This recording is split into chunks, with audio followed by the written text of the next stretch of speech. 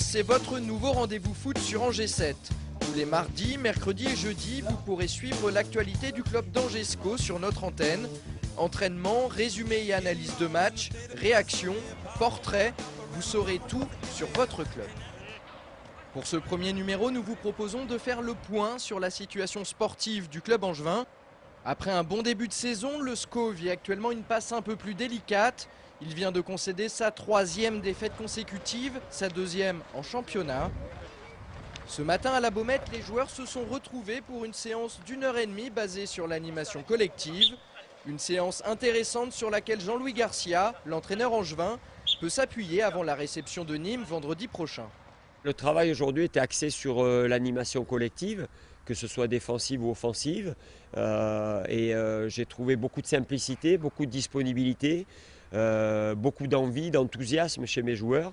Donc c'est bien la preuve que notre morale est intacte. Pourtant, la défaite 2-0 à Vannes vendredi dernier aurait pu laisser des traces. Dans cette rencontre, les Angevins se créent la première véritable occasion. Malheureusement, Paul Aloé-Folou manque le cadre de peu. Et c'est bien connu, quand une équipe loupe ce genre d'opportunité, elle se fait souvent piéger derrière. Et c'est le cas sur ce coup franc. Delomo, aux prises avec Couturier, se laisse tomber dans la surface. L'arbitre de la rencontre se laisse abuser et siffle le pénalty. Le pénalty est transformé. Ça fait 1-0 pour les locaux.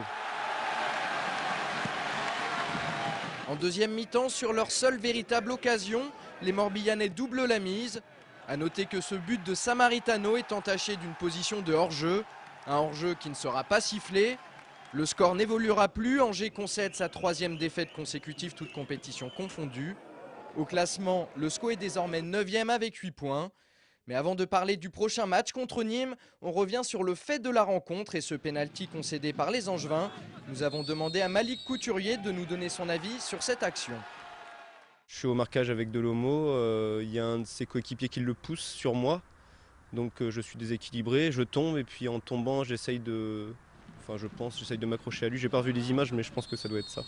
Voilà, j'essaye de m'accrocher à lui pour ne pas tomber justement et il tombe avec moi, on tombe tous les deux et voilà, l'arbitre siffle penalty. Je pense que c'est sévère quoi. J'ai pas revu les images mais je pense que c'est vraiment sévère parce que je fais pas faute du tout, quelqu'un me pousse quoi.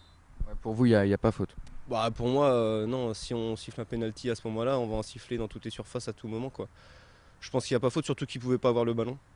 Donc je pense que c'est hyper sévère. On va dire qu'en ce moment ça tourne plus en notre faveur. On avait autant d'allant offensif, on avait de la réussite et en ce moment on fait le dos rond et on attend le match de Nîmes pour vite redresser la barre. Angers-SCO Nîmes, c'est vendredi 19 septembre à 20h au stade Jean-Bouin. Il s'agit de la seule rencontre du mois pour les Angevins à domicile, avec pour seul et unique objectif, la victoire.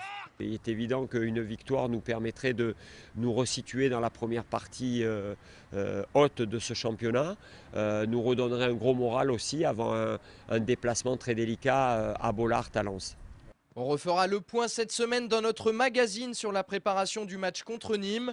A noter que SCO News, c'est tous les mardis, mercredis et jeudis à 20h40, 22h40, minuit 10 et 1h10 et chaque lendemain à 8h10, 12h40 et 15h10.